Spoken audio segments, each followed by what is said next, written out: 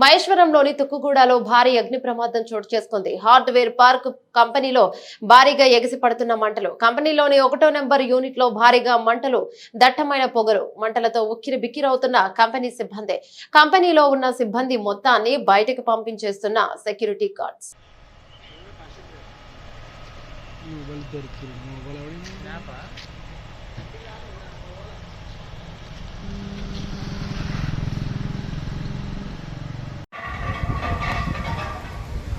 అన్నా ఇదిగో చూడన్నా మరి ఓవర్గా ఉంది ట్యాంకులు, అవి సిలిండర్లు అవి సౌండ్ వస్తున్నాయి పేలుతున్నట్టు.